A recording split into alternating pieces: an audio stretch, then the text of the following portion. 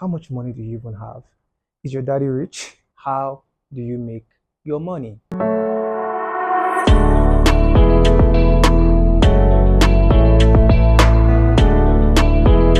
Welcome back to It Is Not That Deep.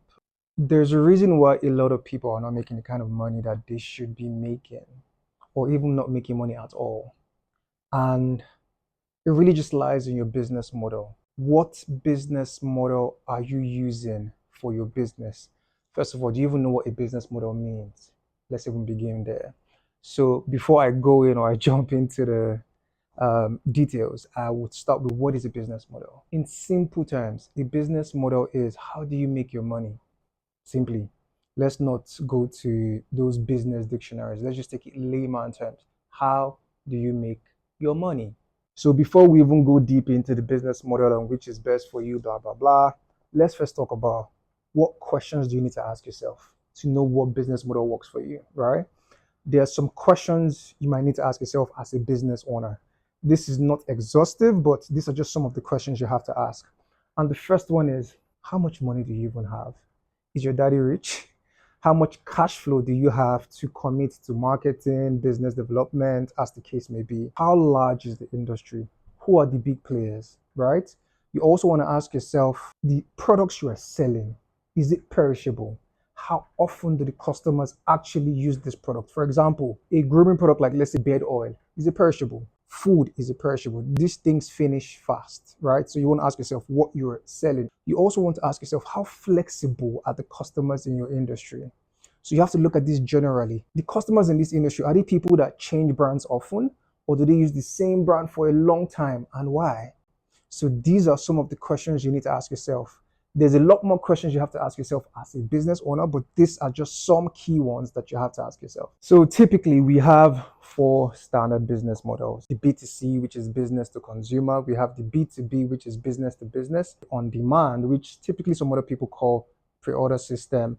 And we have subscription model. So let's start from the B2C. This is typically when you sell directly to customers. So as a business, you sell directly to your customers. So this helps with having a much more improved customer loyalty.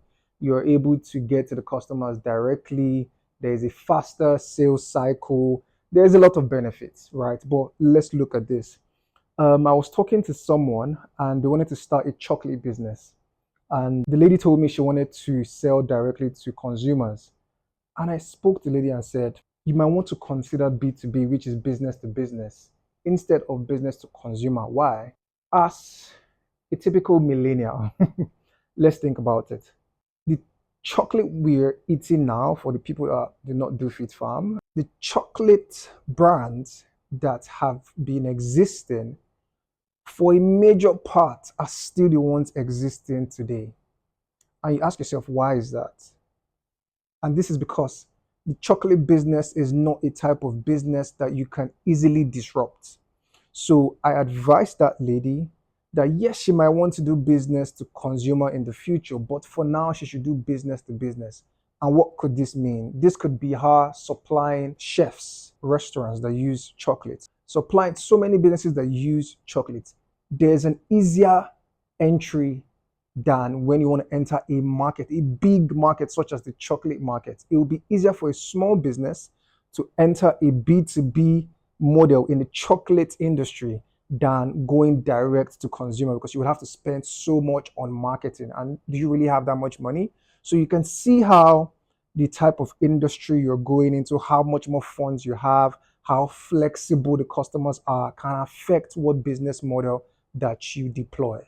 That is just one example. And I get it, especially in Nigeria.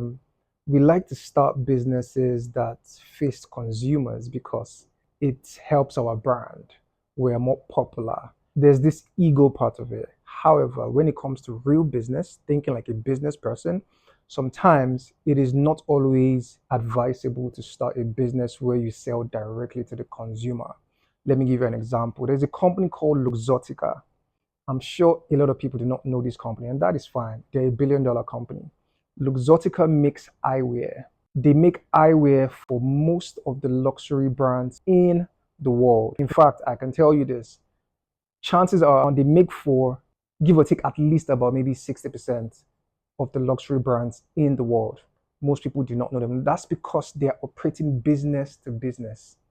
In fact, when Facebook, that's Meta actually, when Meta was trying to launch the eyewear, what's that stuff called now? The VR stuff, or as the case may be, they went to Luxottica because they're the biggest name when it comes to eyewear in the world.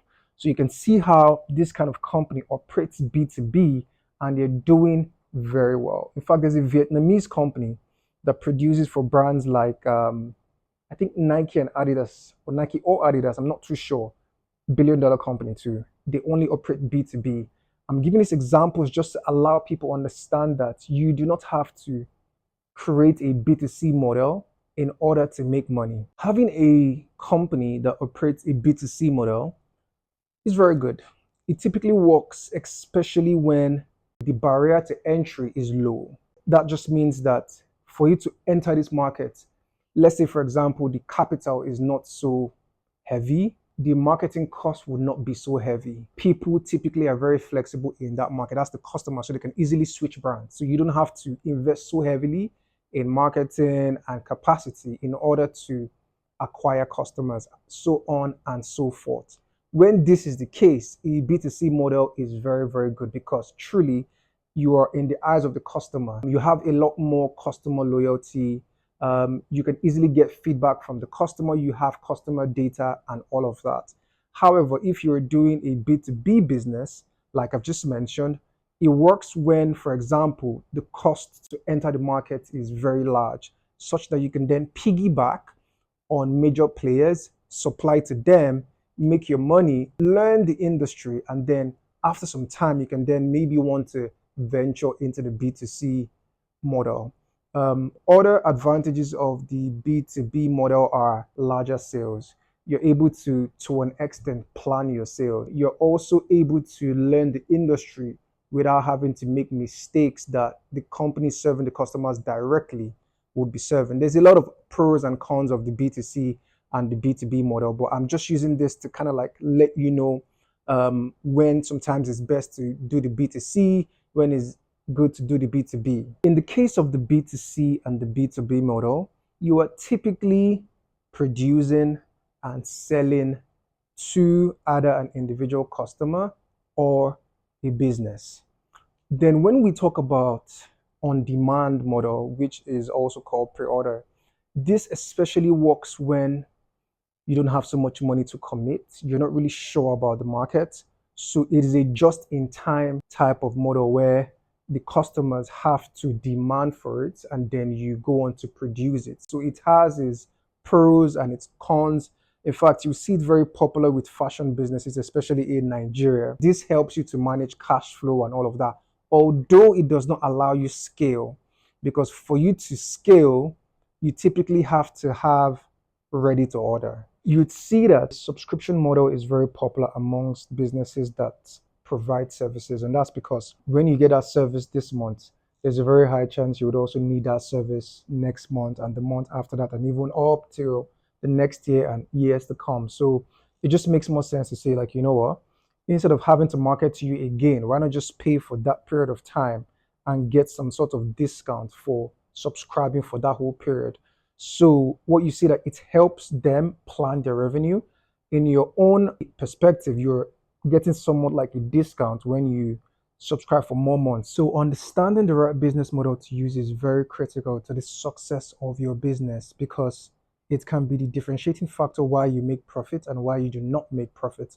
But you also want to look at it in comparison with things like how big is your industry, how big are the players in the industry, how flexible are your customers, how much money do you even have for marketing, business development, and the case may be, what is the ultimate goal of your business or of your brand?